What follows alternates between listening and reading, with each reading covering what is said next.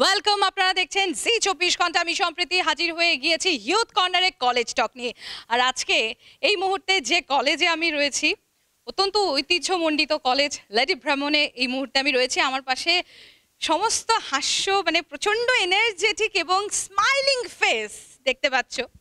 তো আচ্ছা, আছে একটা জিনিস হচ্ছে, এখানে আমাদের সঙ্গে আমাদের প্রিন্সিপাল নেই, কারণ আজকে এখানে স্টুডেন্টসরা বলেছে আজকে আমরা ম্যানেজ করে নেব, ডোন্ট ওয়ারি, আজকে আমরা এখানে জাস্ট মজা করব। সেই কারণে আজকে সব টিচারদেরকে আমরা ফর দ্য টাইমিং একটু টাটা বাই বাই করে দিয়েছি। তো আজকে আমরা এই যে আড্ডা দেব, মজা দেব, কিন্তু তার মধ্যে ওই যে ভুললে চলবে না, তর্ক বিতর্ক রয়েছে। কারণ এখানে রয়েছে বিপক্ষে আর রয়েছে পক্ষে। আমাকে একটু বলবে তোমরা আজকে কি পক্ষে বিপক্ষে নিয়ে এখানে বলবে? আমি হিন্ট চাই, হ্যাঁ, জাস্ট আমাকে একটু হিন্ট দাও, দেখি আমি গেস করতে পারি কিনা। আমরা কিছু বইয়ের পক্ষে। আচ্ছা, বইয়ের পক্ষে, ওকে ফাইন, আমরা একটা হিন্ট পেয়েছি বইয়ের পক্ষে। আর কি বিপক্ষে একটু হিন্ট পেতে পারি? ওটার বিপক্ষেই যে বই। কারেক্ট। বাপ রে, পুরো মানে যত রকমের রহস্য থাকবে এখানে, খোলসা করে কেউ আমাকে বলছে না, কিন্তু আমি এবার একটু তোমাদেরকে ক্লিয়ার করে দিই। দ্য থিং ইজ, এরা আমাকে বলেছে, আগে বলে দিয়েছে, বলেছে দিদি এই যে এখন ইবুকের যুগ, এই ইবুকে দাঁড়িয়ে এখনও যে বিভিন্ন বাড়িতে গেলে বা বিভিন্ন জায়গায় গেলে আমরা লাইব্রেরি দেখতে পাই, বা এখনও পর্যন্ত বইমেলাতে গিয়ে আমরা বই কিনি, সেটা নিয়েই আজকে এদের তর্ক বিতর্ক এবং পক্ষে বিপক্ষে। কি বলছে এখানকার স্টুডেন্টসরা জানবো তাদের কাছ থেকে। কাজ করি, আগে না আমি পক্ষে চলে আসি। পক্ষে তো বইয়ের পক্ষে।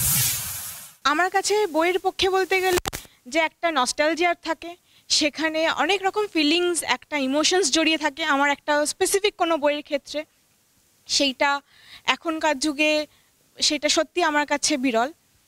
কিছু কিছু লাইন্স, কিছু কিছু প্যারা, কারোর স্পেসিফিক লেখক লেখিকাদের যে লেখা, সেগুলো আমার কাছে অনেকটাই ইম্পর্টেন্স, অনেকটাই একটা ইমোশনাল টাচ দিয়ে দেয় আমাকে। তো সেই ক্ষেত্রে আমি এটার পক্ষে। শুধুমাত্র যে নস্টালজিয়া বা ইমোশন সেই দিকটা দেখলেও হয় না, ব্যবহারিক প্রয়োগটাও দেখতে হয়। কি হয় অনেক ক্ষেত্রে বইয়ের যে আমরা যে বই কিনছি, কিন্তু অনেকের কি হয় সেই বইটা কেনার সামর্থ্য থাকে না। সেক্ষেত্রে আমরা সহজলভ্যভাবে একটি পিডিএফের মাধ্যমে সেই বইটা ডাউনলোড করে ফোনে পড়তে পারি, এবং যাদের সেই মাধ্যম মানে যারা এই বইটা কিনতে পারছে না তাদেরকে একটা মাত্র শেয়ারের সাহায্যে শেয়ার করে দিলে তারাও পড়তে পারছে। ওদের পয়েন্টস অফ ভিউ হলো সহজলভ্যতা, যে অনেকে পয়সার অভাবে বা যে কোনোভাবে বই কিনতে পারছে না। তো আজকের যুগে দাঁড়িয়ে আমরা যখন ডিজিটাল ইন্ডিয়ার পথে হাঁটছি, সেখানেও এশিয়ার বৃহত্তম বইমেলা কলকাতা বইমেলা, সেখানে 2024-এর পরিসংখ্যান অনুযায়ী আমরা দেখতে পাই 29 লক্ষ মানুষের জমায়েত, 27 কোটি টাকার বই বিক্রি। তাহলে কোথায় প্রশ্ন আসছে জনপ্রিয়তার, কোথায় প্রশ্ন আসছে যে মানুষ বই কিনতে পারছে না? সবাই তো ইয়ং জেনারেশন নয়, বই বই বই পড়তে তো সবাই ভালোবাসে। আমাদের বয়স্ক যারা এখন আছে সবাই তো মোবাইল ব্যবহার করতে সবাই ইউজ টু নয়, হ্যাঁ। তো অনেকে এমন আছে যে বই একটু হাতে ধরে ওটাই কমফোর্টেবল। ইবুকের এখন বিভিন্ন আর্কাইভস, ইবুক যেগুলো ইউরোপিয়ান সাইটস বা বিভিন্ন ক্ষেত্র থেকে আমরা সংগ্রহ করতে পারি, শেয়ার করতে পারি, বা অনেক ইজিলি অ্যাভেল করতে পারি। সব সময় সব বই যে আমরা কিনতে পারবো, অনেক আমাদের হতেই পারে আমরা বেড়াতে যাওয়ার সময় অনেকেই বই ক্যারি করতে পছন্দ করি। এবার সেক্ষেত্রে আমরা একটা মোটা বই যদি ইচ্ছে করি যে আমরা এটা ক্যারি করে নিয়ে যাব, আমি ওই বইটাই পড়তে চাই, সেক্ষেত্রে অবশ্যই সবসময় সম্ভব নয় যে ওই বইটাই আমি নিয়ে যাব। সেক্ষেত্রে ওই বুকটার মানে ওই বইটার যদি একটা সফট কপি আমাদের সাথে থাকে, সেক্ষেত্রে আমরা ওই বইটাকে অবভিয়াসলি ক্যারি করতে পারি, অবভিয়াসলি পড়তে পারি। বিভিন্ন রকম ইনফরমেশন কালেক্ট করার জন্য আজকাল এডুকেশনাল পারপাসে বিভিন্ন রকমের বুকস লাগে। এবার সেইটা যদি আমরা কখনো ইন্টারনেট বা ই বুকের হেল্প নিই, যে কোনো বই আমরা খুব সহজেই সার্চ করে ইনস্ট্যান্ট আমরা যে কোনো ইনফরমেশন কালেক্ট করতে পারি। আমরা সবসময় বই কিনতে নাও যেতে পারি, তাও আমরা দেখি প্রতিদিন হাজার মানুষের ভিড় কলেজ স্ট্রিটকে আমরা বই পাড়া বলেই জানি ছোটবেলা থেকে। যদি সত্যি ই বুক আজ নিয়ে নিত কাগজের বইয়ের উপরে, তাহলে কলেজ স্ট্রিটে এত ভিড় পাওয়া যায়, কলেজ স্ট্রিটে সেই পিডিএফ কিনতে পাওয়া যায় না। অ্যাকচুয়ালি কিন্তু বইয়ের সাথে একটা বড়সড় বিজনেস জড়িত। একটা বই যখন পাবলিশ হচ্ছে, একটা পাবলিশার যে পাবলিশ করছে তার সাথে প্রচুর মানুষের কর্মসংস্থান জড়িয়ে আছে, তার সাথে একটা প্রচ্ছদ শিল্পী যে সেও একটা কাজ পাচ্ছে। কিন্তু এই বই পাবলিশিং ব্যাপারটা যদি বন্ধ হয়ে যায়, পুরো এই পাবলিশিং সেক্টরটার উপর একটা এফেক্ট করবে। ইবুক এক জায়গায়, তার পার্সপেক্টিভ এক জায়গায়, নর্মাল বুকের পার্সপেক্টিভ। হ্যাঁ, আমরাও স্বরবর্ণ, ব্যঞ্জনবর্ণ এগুলো বর্ণ পরিচয় পড়েই বড় হয়েছি, সেটা আমরা ইবুক কখনোই চাইবো না। তাই রিপ্লেসমেন্ট ব্যাপারটা আমরা এতটা জোর দিয়ে বলছি না, কিন্তু আমরা বলছি যে সহযোগিতাটা দরকার। আমাদের ইতিহাসে অনেক পুরনো বইগুলো আমাদের পড়তে হয়, তো এবার সব পুরনো বই আমরা হাতে পাচ্ছি না, বইমেলাতে আমরা পাচ্ছি না, সেই অনেক বইগুলো ডিজিটালাইজ করে রাখা হচ্ছে আমাদের লাইব্রেরিতে। তো আমার মনে হয় ইবুক যদি থাকে, মানে ইবুকে যেতে আমরা পক্ষে আছি, তো আমরা ওই জিনিসটা পড়তে পারছি, আমাদের ফিউচার জেনারেশন ওটা পড়তে পারবে, এটাই আমার মত। আমরা কোনো ইলেকট্রনিক ডিভাইস, সেটা ল্যাপটপ বা ট্যাব বা যে কোনো কিছুর সাহায্যে আমরা ইবুকের কোনো কন্টেন্টকে অ্যাক্সেস করছি, কিন্তু আমাদের এটাও ভাবতে হবে যে অনেকটা প্রলং পিরিয়ড অফ টাইমের জন্য আমরা যদি ইবুক ইউজ করে থাকি, তখন আমাদের অনেক রকমের আই প্রবলেমস বা অনেক রকমের সাইকোলজিক্যাল প্রবলেমস হয়ে থাকতে পারে। সো সেই কারণের জন্য আমার মনে হয় যে book always has a more essential, মানে is a more essential component when it comes to learning. আমার মনে হয় pen is mightier than a sword. একটা তরবারে যদি একজন সাম্রাজ্য সৃষ্টি করে, তেমন ছাপার অক্ষর কিন্তু সমাজ সৃষ্টি করে, কারণ সাহিত্য সমাজের একটা দর্পণ হিসাবে কাজ করে। ছোটবেলায় গ্রাসরুট লেভেল থেকে যখন সহজ পাঠ পড়ছে বা টুইঙ্কেল টুইঙ্কেল লিটল স্টার পড়ছে, তবে ওরা ছাপার অক্ষরে পড়বে, তবে না বড় হয়ে বার্নার্ড শ, শেক্সপিয়ার কিংবা গল্পগুচ্ছ পড়তে পারবে। ছাপার অক্ষরের প্রাসঙ্গিকতা এখানে। বইয়ে হাতে আমরা নিয়ে পড়ছি, যতই আমরা ইবুক পড়ি, নিশ্চিন্তিপুরকে জানতে গেলে, অপু দুর্গার ইমোশনটাকে আনতে গেলে, কিংবা আমরা যদি একটুখানি আরণ্যকের দিকে যাই, তাহলে কিন্তু আমাদের বইয়ে স্পর্শ লাগবেই। ওরা যেটা বললো সহজলভ্যতা, এখানে আমি একটা কথা বলি। আমি ট্রাভেল করছি, ইবুক নিয়ে গেছি, আমি বই আমার অনেক মোটা, অনেক জায়গা লাগবে, আমি সেই জন্য আমি ইবুক নিয়ে ক্যারি করছি।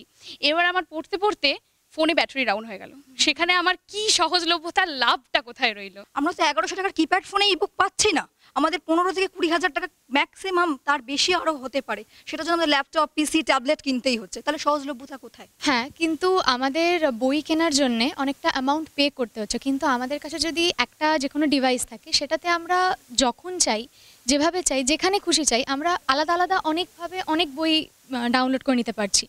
আমফানের সময় আমরা দেখেছি কলেজ স্ট্রিটে হাজার হাজার বই কিন্তু শুধু জলে পড়ে নষ্ট হয়ে গেছে। সেটার যদি একটা সফট ভার্সন থাকে, আমি কখনো বলতে পারি না যে ইবুক একদম রিপ্লেস করে দিতে পারে একটা কাগজের বইকে, কিন্তু তাও সেইগুলো যদি সফট কপি থাকতো, তাহলে ওই যে হাজার হাজার বই নষ্ট হয়ে গেছে, সেই ব্যাপারটা হয়তো একটুখানি হলেও রিকভার করা যেতে পারে। আমাদের বই পড়তে গিয়ে অনেক সময় কিন্তু আমাদের বই ছিঁড়েও যায়, অনেক সময় বই ছিঁড়ে যেতে পারে। তো ইন দ্যাট কেস বই ছিঁড়ে যাওয়ার সময় আমাদের কি হয়, অনেক সময় আমাদের সফট কপি ফোনের মধ্যে থাকে, সেটাকে আমরা ডাউনলোড করে প্রিন্ট আউট করে আমরা কিন্তু সেটাকে পড়তে পারি। আমার মনে হয় কি আমরা অনেক বই অ্যাফোর্ড করতে পারি না, এবারে সেইটার জন্য আমাদের অনেক বই আমরা ফ্রিতে পেয়ে যাই ফোনেতে।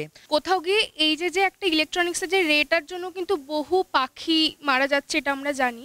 তাছাড়াও আমাদের চোখের অনেক সমস্যা দেখা দিচ্ছে, এখন ম্যাক্সিমাম সবার চোখেই একটা করে চশমা থাকে, সেটা ফোনের জন্যই হোক আর যেটার জন্যই হোক। তো আমার মনে হয় বইটা বোধহয় আমাদেরকে অনেক বেশি কানেক্ট করে ফোনটার থেকে। তাছাড়া আমরা ফোনে নোটিফিকেশনের জন্য বহুবার ডিসকানেক্টেড হয়ে পড়ি। সব কিছু তো আর মডার্নাইজ করা পসিবল হয় না, বইয়ের সাথে আমাদের একটা ঐতিহ্য লেগে থাকে। আমরা দিদার হাত থেকে, সেখান থেকে মা, সেখান থেকে আমি, সেই পুরনো দিনের পাতা, লাল হয়ে যাওয়া পাতা বা হালকা ছিঁড়ে যাওয়া, সেগুলোকে খুব যত্ন করে তার ভিতরে ন্যাপথালি, নিম পাতা, যাতে কোনো রকম ব্যাকটেরিয়াল ইনফেকশন না হয়, সেগুলোকে রাখা, ওগুলো এক একটা আমাদের কাছে ইমোশন। সব কিছু মডার্নাইজেশন তো কখনোই সম্ভব হয় না। ইবুকে অনেক ধরনের ডিস্ট্র্যাকশনস থাকতে পারে, ফোনটা তো আমাদের পুরো একদম আইসোলেটেডভাবে আমরা পড়তে পারি না, অনেক রকমের নোটিফিকেশনস অ্যান্ড অল। আর তার চেয়ে বড়ো কথা যেটা অ্যাসেসিবিলিটি বলতে চাইছে বিপক্ষেরা, অ্যাসেসিবিলিটি কী করে হতে পারে? আমাদেরকে তো একটা পার মান্থ তো একটা ইন্টারনেট বিলস ভরাতেই হচ্ছে।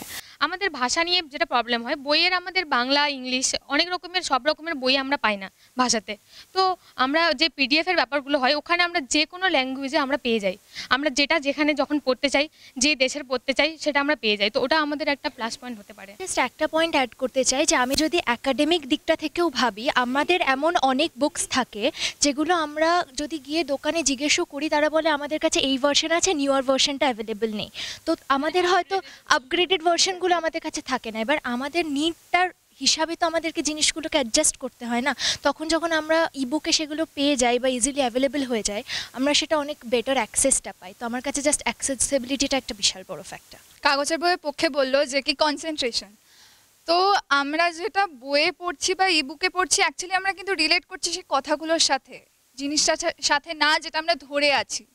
আমরা কথাগুলো পড়ছি যেই গল্প বলি বা যে কোনো ইনফরমেশন পড়ি, কিন্তু সেগুলো আমাদের কাজে লাগে, সেটা না যেটা আমরা ধরে আছি। কাগজের বই যদি আমি কিনতেও চাই তাহলে আমাকে কলেজ স্ট্রিট যেতে হবে, তো সেটা একটা সময়ের ব্যাপার থাকে। আর তাছাড়া হচ্ছে যে আমি যদি অর্ডারও করে থাকি বইটা, তো সেটা আসতেও একটা সময় লাগবে, কিন্তু ইবুকে আমরা সেই ব্যাপারটা মানে তথ্যটা খুব সহজেই পেতে পারি। অনেক সময় হয় যে সরকার কোনো না কোনো বই ব্যান করে দিচ্ছে বা বাইরের কোনো সরকার ব্যান করে দিচ্ছে, তখন আমাদের মধ্যে এটা হয় যে কি আছে বইটা একটু দেখি তো। কোনো না কোনো সাইটে সেইটার কিন্তু একটা সফট কপি ঠিক থাকে, আমরা কিন্তু গিয়ে ঠিক সেই পাইরেটেড সাইটে গিয়ে কিন্তু বইটা ঠিক পড়ে নিই। সবটাই যদি ডিজিটালাইজড হয়ে যায় তাহলে ইমোশনসের তো আর কোনো দাম থাকছে না। এই যে হাতে নিয়ে একটা পড়া, মানুষের মধ্যে মানুষ একটা রোবটের থেকে আলাদাই একটা জায়গাতে ইমোশন, রোবটের কোনো ইমোশন থাকে না, মানুষের থাকে। বইয়ের সঙ্গে যে ইমোশনগুলো জড়িয়ে থাকে সেগুলো কখনোই ইবুকের সঙ্গে রিলেট করা সম্ভব না। যেমন নতুন বইয়ের গন্ধ কেউ ইবুক থেকে পাবে না।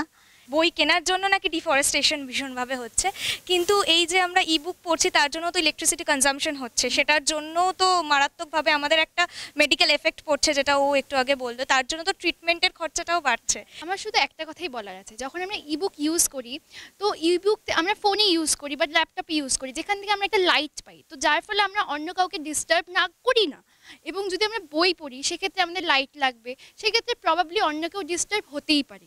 ইম্পর্টেন্ট যাই হোক না কেন, ইম্পর্টেন্স সব কিছুরই থাকবে, তবে বই হচ্ছে বই, তাই বইয়ের জয় জয়কার, তা সেই রিয়েল বুক হোক কিংবা ইবুক। আর এই লেডি ভ্রমণে এরা প্রত্যেকেই অর্থাৎ একে অপরকে টেক্কা দিয়েছে। So everyone is the winner here. জোরে হাততালি একবার সকলের জন্য। কলেজ টক আজকে এ পর্যন্তই, এরপর নজর রাখবো আমরা ইউথ কর্নারের নেক্সট সেগমেন্টে।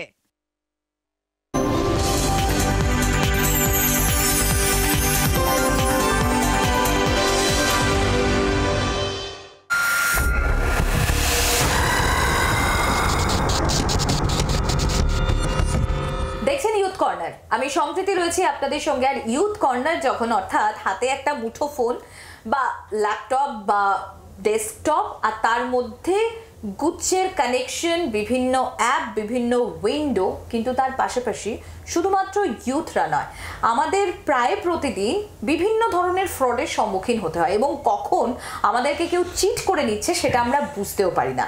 তার জন্য এই সলিউশন দেবেন, আমাদের সঙ্গে রয়েছেন সাইবার এক্সপার্ট সন্দীপ সেনগুপ্ত রয়েছেন। সন্দীপ দা, স্বাগত জি24 ঘন্টা ইউথ কর্নারে, আমাদের এই স্পেশাল প্রোগ্রাম।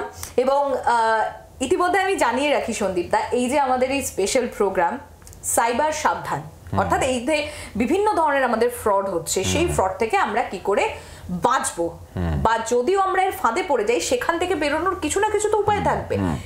তোমার কাছ থেকে ডিটেলসে জানবো। আজকে বরং শুরু করি আমরা ব্যাংক ফ্রড থেকে।